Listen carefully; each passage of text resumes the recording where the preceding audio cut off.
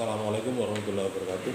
Waalaikumsalam warahmatullahi wabarakatuh. Alhamdulillah hari ini kita bisa bertemu kembali untuk berdiskusi melanjutkan pembahasan kita terkait dengan pendidikan studi konstitusi.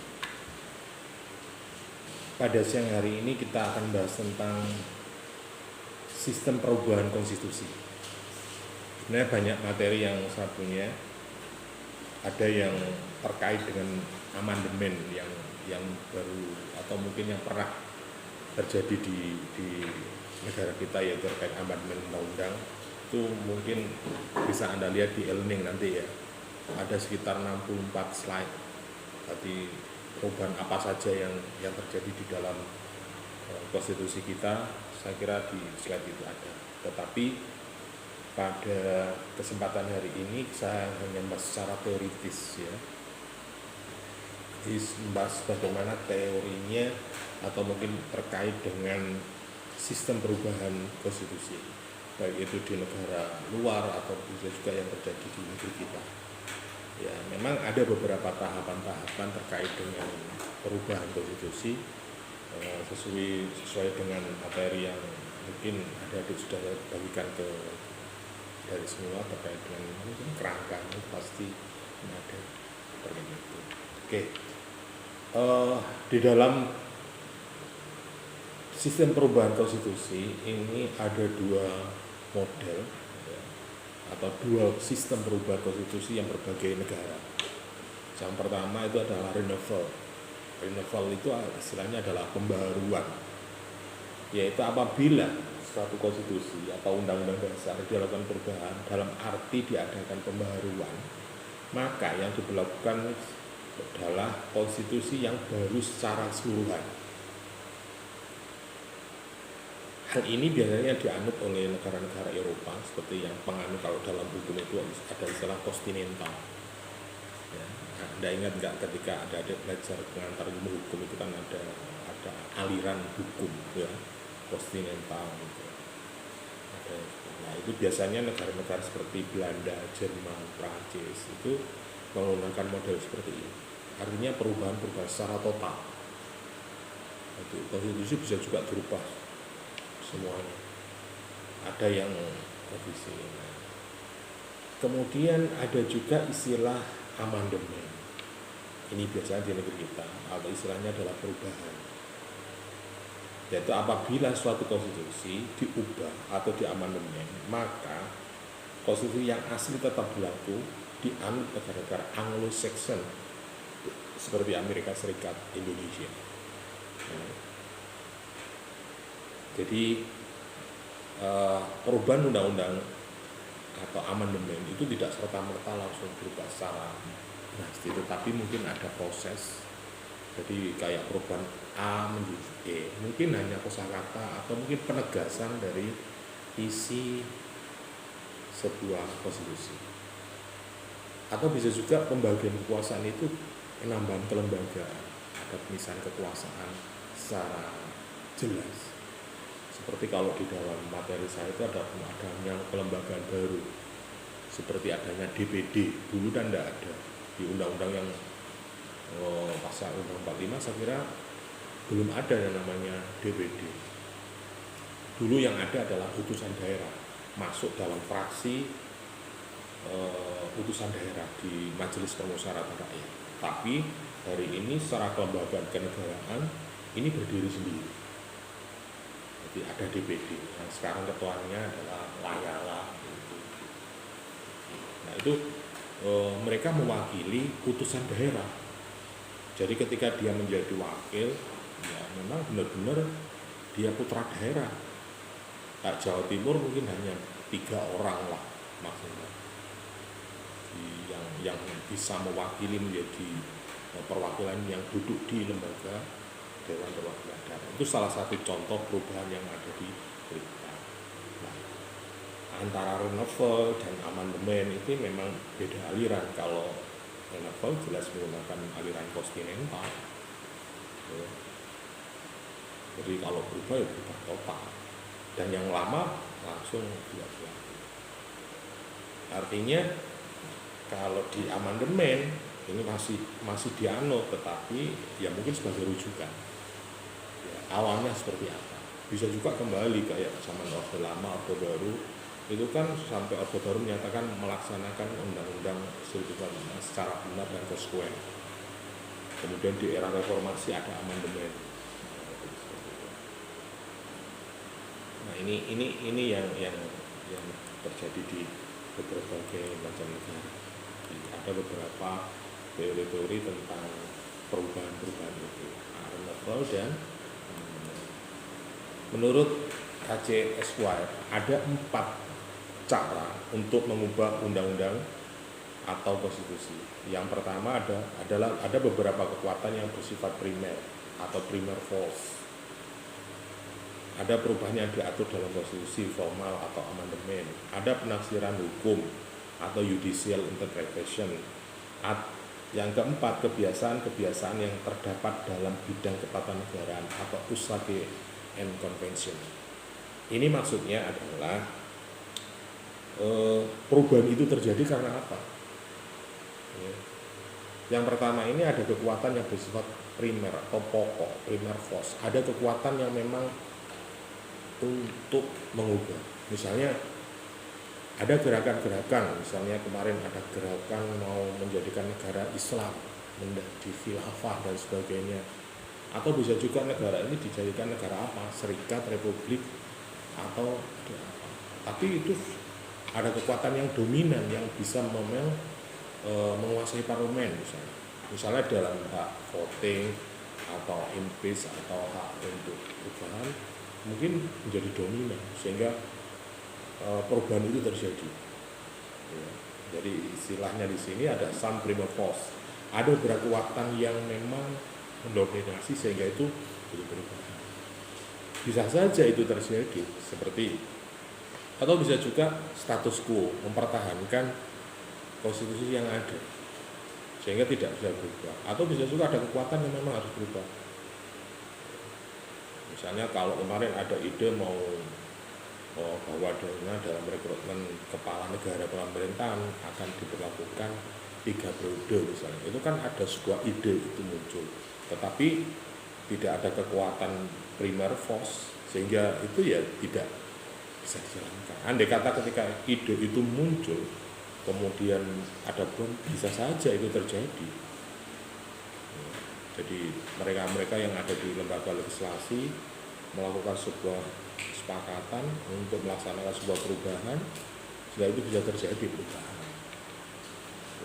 Terus yang kedua ada perubahan yang diatur dalam konstitusi formal. Artinya memang dalam proses perubahan itu ada pasal yang memang mengatur itu, atau pasal di akhir-akhir kalau di undang-undang kita, pasal perubahan.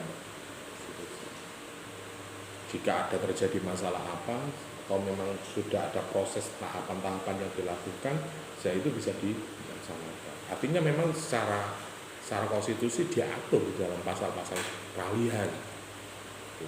Yang namanya undang-undang ini buatan manusia pasti ya ada khilafnya, atau bisa juga menyesuaikan dengan situasi kondisi yang terjadi sekarang, update, atau bisa juga terjadi karena perubahan situasi yang seperti karena revolusi industri misalnya. Ya, revolusi industri mengakibatkan bahwa sistem pemerintahan atau bisa juga yang terjadi di masyarakat ada istilah digitalisasi.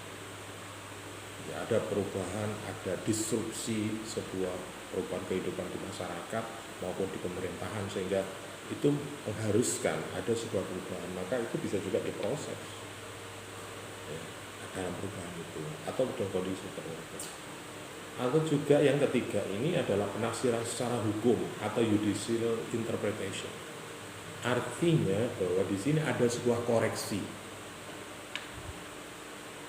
Yang namanya orang pasti ada luput ya. Kadang ada sebuah kalimat yang mungkin awal-awal nggak ada masalah, tapi ketika ada masalah, wah ini pasal yang ini dan atau mungkin bisa juga kenapa Pak Presiden Soeharto bisa sampai 5 kali katakan 5 periode. Nah karena isinya pasalnya seperti itu sehingga ditafsirkan karena dia sehat, karena dia mampu, bisa dipilih lagi, tidak ada batasan. Kalaupun itu sampai kuat sehat sampai umur 90 ya bisa saja itu sampai 10 periode gitu. Nah, itu beda penafsiran sehingga terjadilah sebuah koreksi di dalam isi konstitusi itu. Sama halnya yang terakhir kemarin, putusan MK itu terkait dengan syarat pencalonan wakil presiden dan presiden terkait dengan usia. Ada pasal yang mengatakan syarat minimal harus berusia 40 tahun atau sudah pernah mengikuti pemilihan umum atau sudah pernah menjadi kepala daerah. Nah, kepala daerahnya itu apa? Entah wali kota kah, gubernur kah? Sama halnya dengan undang-undang politik.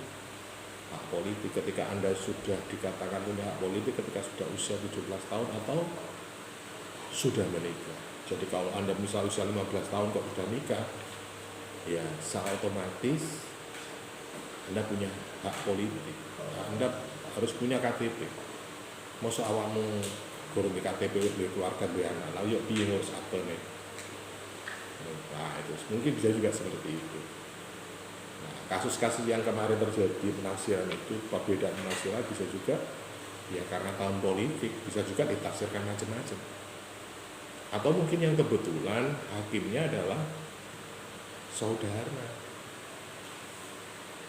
Hari ini pertarungan politik adalah pertarungan apa ya?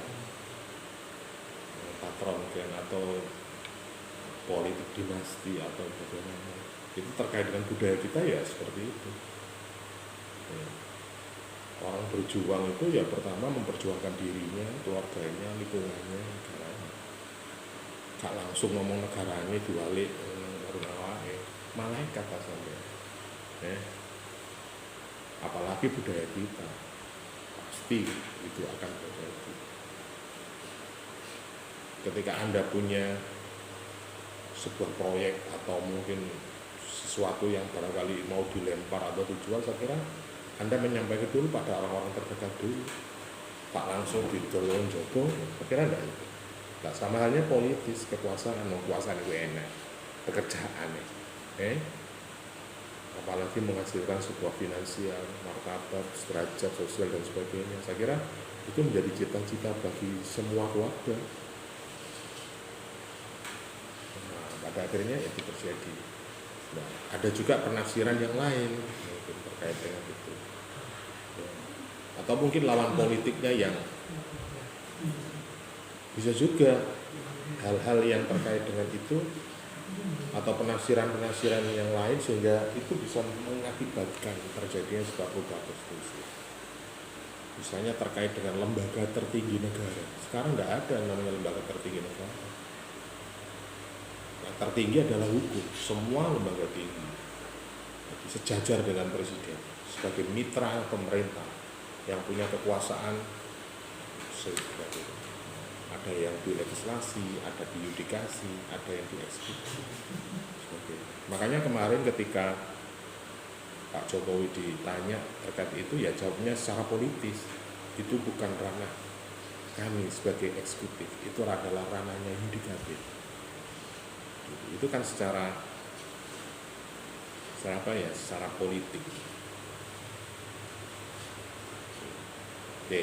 Kemudian ada kebiasaan-kebiasaan yang terdapat di dalam bidang ketatanegaraan atau Islam. Artinya bisa saja perubahan itu dilakukan memang ada sebuah tradisi, kebiasaan yang mungkin entah itu 5 tahun sekali atau 2 tahun sekali, atau bisa juga periodisasi kepemerintahan. Jadi kalau tradisinya 5 tahun sekali, berarti 5 tahun itu akan terjadi sebuah koreksi atau perubahan, atau bisa juga tidak terjadi, tetapi ada pembahasan di dalam konstitusi itu. Biasanya kalau di organisasi kecil, biasanya ada itu. Setiap konferensi, setiap apa pasti ada peninjauan ulang terkait dengan anggaran dasarnya dan sebagainya. Nah, itu. Ini adalah menurut KCWS ada 4 dalam perubahan konstitusi. menurut CF Strong ada 4 macam juga prosedur perubahan yang terjadi di dalam sebuah konstitusi. Jadi ada CSR, ada CF Strong. Yang pertama menurut CF Strong ini adalah perubahan dulu konstitusi itu dilakukan pemegang kekuasaan legislatif, tetapi menurut batasan-batasan tertentu. Artinya yang terjadi di sini bahwa memang ada peninjauan, tetapi pembahasannya di internal legislasinya. Untuk itu mengubah konstitusi ada sidang pemegang kekuasaan legislatif harus dihadiri sekurang-kurangnya ya, sesuai dengan quorum atau ditentukan 2/3 dari seluruh anggota. Jadi ada tahapan-tahapan di situ. Ada untuk mengubah konstitusi, bangun rakyat dibubarkan, kemudian diselenggarakan pemilihan umum lembaga perwakilan baru. Inilah yang kemudian melaksanakan kewenangan. Jadi ada perubahan anggota legislasi. Jadi ini anggota nulis bubar, anggota baru membuat sebuah konstitusi. Ada cara lain, yaitu cara ini juga dilakukan oleh 2 kamar atau bicameral kalau di Amerika. Untuk mengubah konstitusi, kedua kamar tentang tersebut harus mengadakan sebuah sidang gabungan. Jadi ada banlek di sini, badan legislasi. Ya.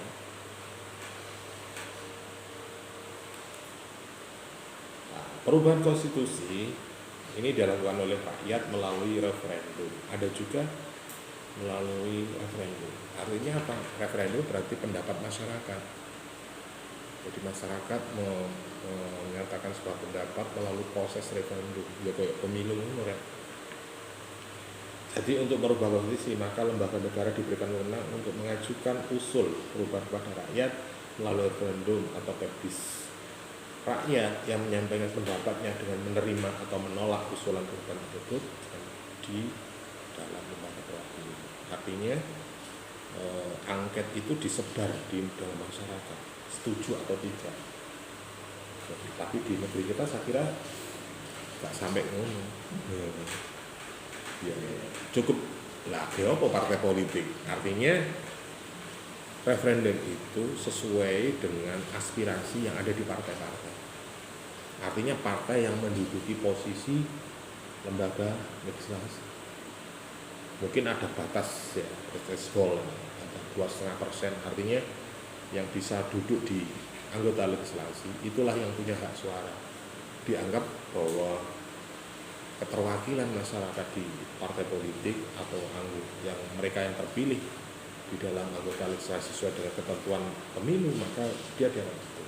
Tetapi bisa juga itu terjadi karena partai koalisi misalnya, partainya kecil, bengok-bengok sampai elek, nek gak didukung sampai partai-partai liane, ya sekedar bengok-bengok.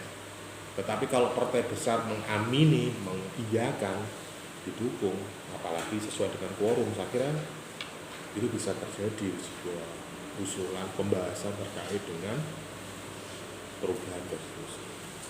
Misalnya terkait dengan kemarin undang-undang, pasalnya kok maling ngono tadi ini. Ya, orang secara politis bisa juga mengabaikan, bisa juga mengkhawatirkan kenapa? Iki anaknya presiden, umur cilik bisa. Kok coba anaknya wong gede atau jadi rejo cilik nyalok mungkin nggak sampai pembahasan sampai ke situ. Ya, mungkin karena lawan politiknya juga memperhitungkan pengaruh daripada kandidat itu, sehingga itu menjadi persoalan bagi lawan politiknya untuk entah itu berupaya untuk mengagalkan atau bisa juga sebagai koreksi. Ya, ada yang berpikir bisa juga Anda berpendapat, Pak iki negara Pak, duduk desa Pak. Nah, negara sing nyekel arek cilik-cilik meneh misalnya rapat ke luar negeri, pertemuan ASEAN cowilik dhewe. Ya nek iso Pak, ya nek gak kono diketak dijewet nangis ngono ya. Atau ngono dijak rapat njaluk es krim. Wah. Ada yang berpendapat seperti itu. Tapi ada kalanya bahwa periodisasi atau akhir tahun ini adalah tahun yang generasi muda. Jadi kalau dari data pemilu sekarang itu hampir 56% pemilih pemuda. Apalagi Indonesia menuju Indonesia emas, jadi bonus demografi penduduk di negeri kita itu banyak anak mudanya. Maka apa salahnya ketika anak-anak muda itu diberikan kesempatan untuk menduduki jabatan yang strategis, sehingga bisa menyesuaikan antara pemikiran anak muda dengan anak muda yang lainnya. Bisa juga seperti itu. Mungkin anak muda tidak berpikir bagaimana dia sukses dan tidak, tetapi sementing maju aja.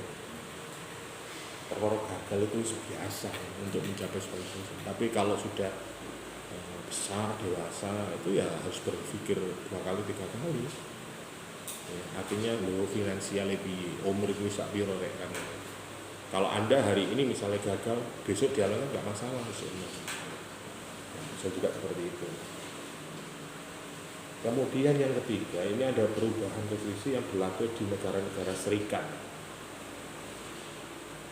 Caranya yaitu dengan negara serikat sehingga dianggap berbagai perjanjian di antara negara-negara.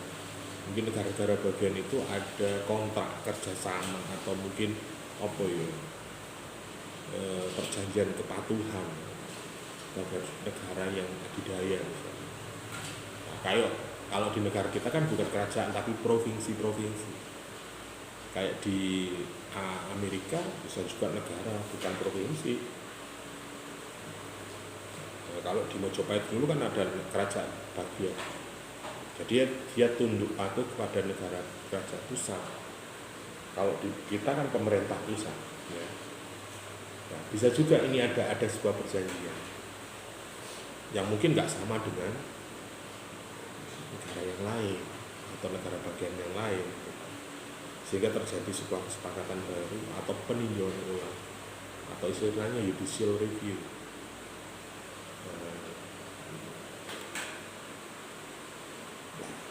Menilik kepada perubahan tersebut, maka dalam Undang-Undang Dasar kita terdapat pasal yang perubahan, yaitu pasal 37 yang berbunyi misalnya, untuk mengubah Undang-Undang Dasar sekurang-kurangnya 2/3 daripada jumlah anggota MPR yang hadir. Kalau jumlahnya 500 berarti 2/3-nya berapa? Berarti 150 lebih ya. Putusan yang diambil dengan persetujuan sekurangnya 2/3 jumlah yang hadir. Pasal tersebut mengandung norma-norma bahwa wewenang untuk mengubah Undang-Undang Dasar pada MPR sebagai lembaga tertinggi negara. Ini Undang-Undang Dasar kita yang dulu. Untuk mengubah dan perubahan quorum ini dipengaruhi kurang-kurangnya 2/3 anggota MPR. Pas putusan tentang Undang-Undang Dasar sah apabila disetujui sekurang-kurangnya 2/3. Artinya yang hadir itu 2/3 dari mereka yang hadir.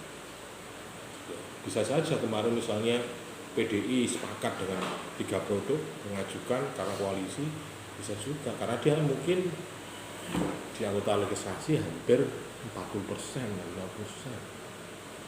Gabungan partai-partai itu. Kayak partai ini di dewi-dewi saya kira nggak mungkin 25%, 23%, nggak ada yang sampai 50%. Kalau gabungan ya bisa juga. Partai liane walaupun nggak setuju ya setuju aja ya. Kayak Demokrat sampai walkout PKS walkout ya juga. Wah sih walkout loh, nanti itu lebih dari itu apa? Demokrasi ini, kan ya.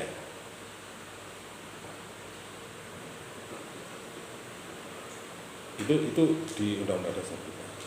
Nah, menurut KCSW 4 sasaran yang hendaknya dicapai dalam usaha mempertahankan konstitusi dengan jalan mempersulit perubahan. Jadi KCSW itu harapannya ya konstitusi gak berubah-berubah, nek undang-undang bolak-balik berubah, ya perkara. Artinya sih ngomong itu bolak-balik cuci darah tiap bulan lebih. Tak kokok jangan dijele ya. Negara ya seperti itu, undang-undang berubah. Ya sama halnya kayak kurikulum misalnya. Ini belum selesai perubahan, ganti kurikulum, ganti kebijakan gimana. Ya akhirnya kan bingung jalan ya.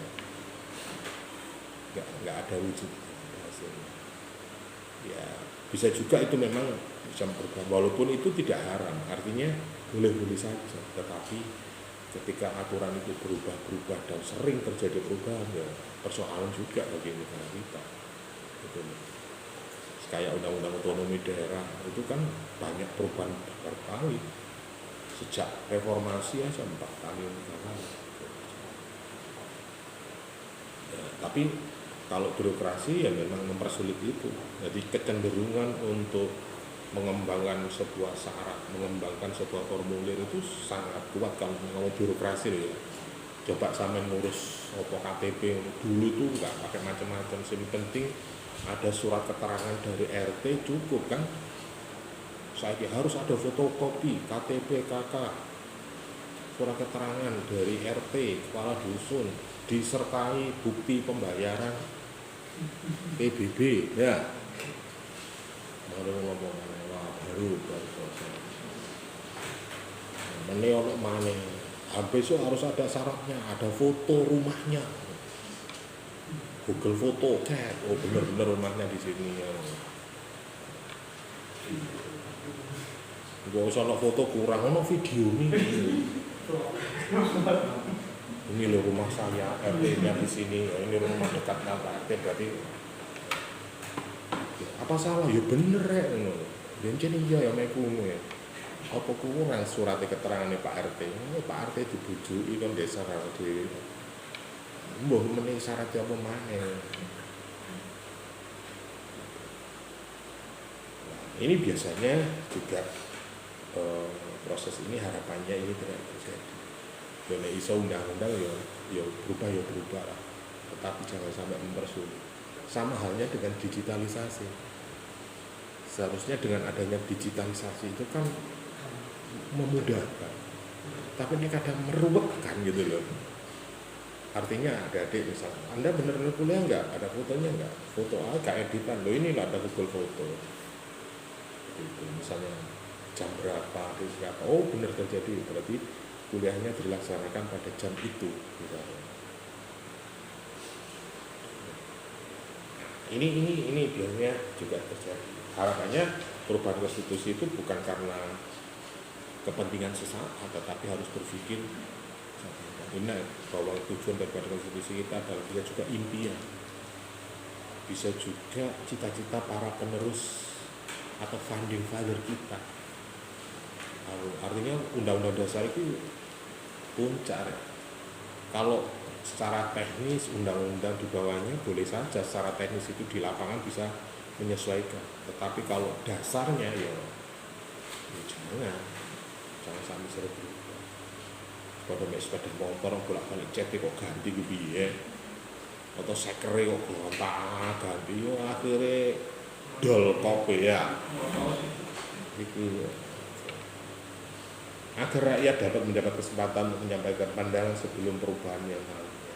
Artinya kalau ada ya mungkin kayak CSY dan itu ada sebuah perbedaan ya. Artinya ada beberapa pandangan. Kalau KCSW ini mungkin cenderung itu. Nanti perubahan itu bisa juga silahnya. Jangan disuruh baru setahun itu evaluasi. Ngomong negara Indonesia dikongkon maju, negara maju ini kita lu baru merdeka kapan? Belum sampai 100 tahun. Banding sama Amerika, banding sama Liane. Ya ada.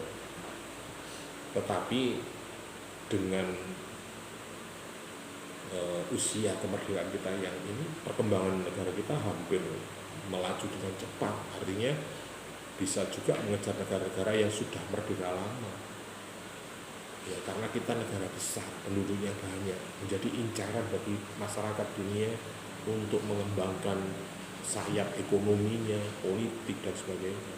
Sehingga kita mau nggak mau harus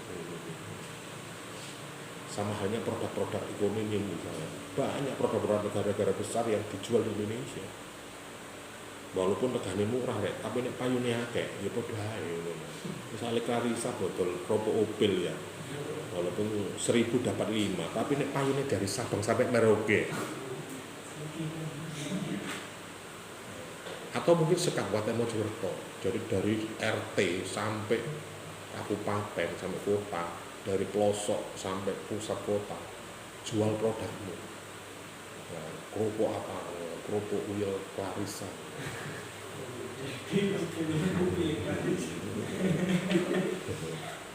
Kok gak merek salon tok ae, merek kerupuk gak apa-apa sak. Nah, wong aku dadi merek bengkel adakno, bengkel Santoso ya. Nah, jasa pengiriman Santoso sampai jenenge Terop lho. Makmur Agawi Santoso. Lho ya. Nek jenengmu jemen bisa digawe dadi salon ya. Clarissa. Yang ketiga, agar, dan ini berlaku bagi negara serikat, kekuasaan negara serikat, kekuasaan negara bagian tidak diubah semata-mata ada perubahan masing-masing pihak secara tersendiri. Ya seperti kemarin saya katakan bahwa ketika kita membahas tentang klasifikasi konstitusi, ada negara yang rigid, kayak Jerman itu kan perubahan itu tidak semudah ketika wong solo gak enak ganti enggak, harus ada benar-benar bersatu. Artinya kaedah ku ya kok kata ganti ora ya nek encene wis gak kena elek izin gawe atau gak efektif boros yo ganti ae. Lah apa saiki zamane bensin wis 15.000 jek bedah king. Lah yo mlete yo kan ya, tapi boros. Tukuli samping barang uli mesin lho. Lah timbang ngono tukokno Ninja apa ya. Bensine mek sitok. Ngomong itu. Oke. Kemudian yang keempat ada agar hak-hak orang-orang perorangan tersebut seperti kelompok minoritas, bahasa, kelompok minoritas agama, kebudayaan mendapat jaminan. Artinya perubahan-perubahan itu juga harus memperhatikan kelompok-kelompok minoritas. Ya, sama halnya dengan kita mungkin ada beberapa kelompok yang ingin mendirikan negara sendiri atau bisa menjadikan negara khilafah dan sebagainya. Itu memang boleh, menyuarakan itu boleh, tetapi apakah itu diterima atau dilaksanakan dalam perubahan konstitusi atau tidak, itu urusan politik, urusan negara yang ada tahapannya untuk mencapai itu. Sehingga ada kelompok-kelompok tertentu yang masuk ke partai mana saja. Jadi jangan dikira ketika di partai ini tidak ada kelompok perjuangan yang mengharapkan nantinya bisa mempengaruhi partai politik itu untuk menjadikan negara ini menjadi negara Islam atau negara apa.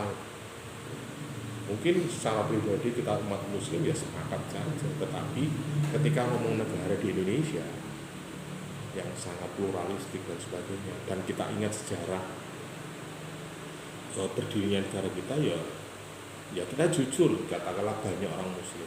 Bahkan di tim BPUPKI kemarin hanya satu orang yang non-muslim, tetapi para pejuang, para founder kita sangat menghargai anggota satu. Buktinya apa? Dengan munculnya Pancasila itu tadi, ketuhanan yang Maha Esa, bukan Allah Subhanahu wa taala. Nah, itu kan berarti pemikiran para pejuang di negeri kita sudah sangat jauh. Andai kata dulu seperti itu, bagaimana nasibnya kaum Buddhis, bagaimana kaum Nasrani kalau itu mentuhan Allah Subhanahu wa taala.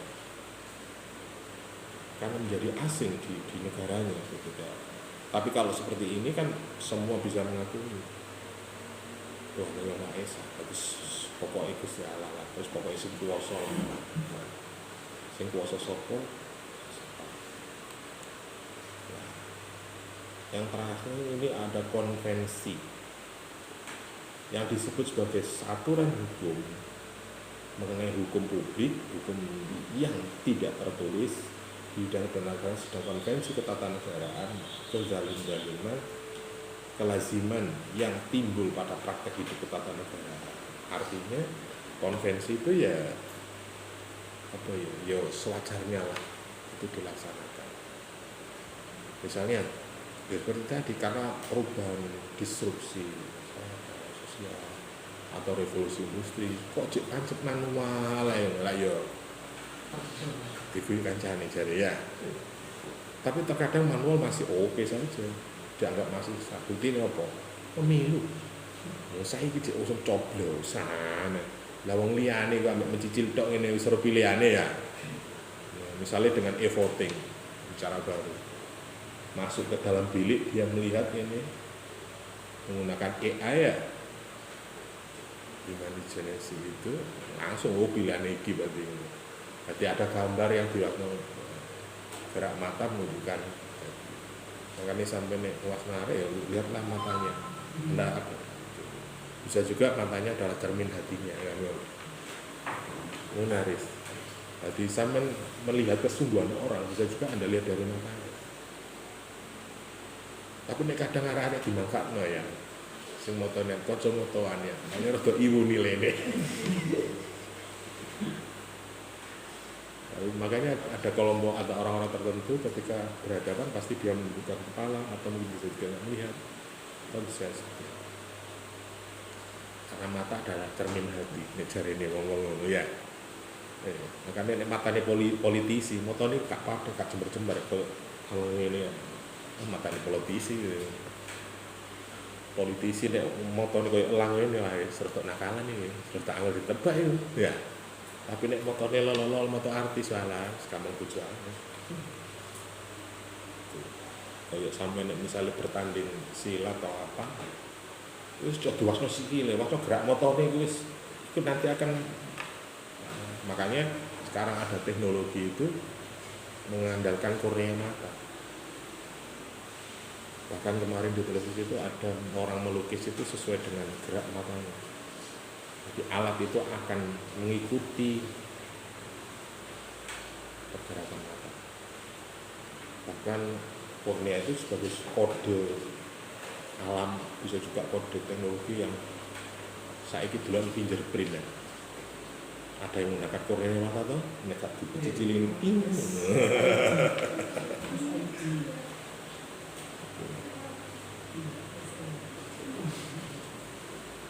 Sekarang seperti itu. Makanya yang dulu sebagai istilahnya bahwa mata adalah jendelanya hati. Untuk melihat suasana hati makanya ini kadang hati ini sumpah itu nangis motornya merata. Atau bisa juga kalau sedih itu langsung meripate mengeluarkan lo. Atau bisa juga tertawa senang juga seperti itu. Lihat makanya ketika Anda melakukan sesuatu perjanjian atau ngomong lihatlah salaman ini ya.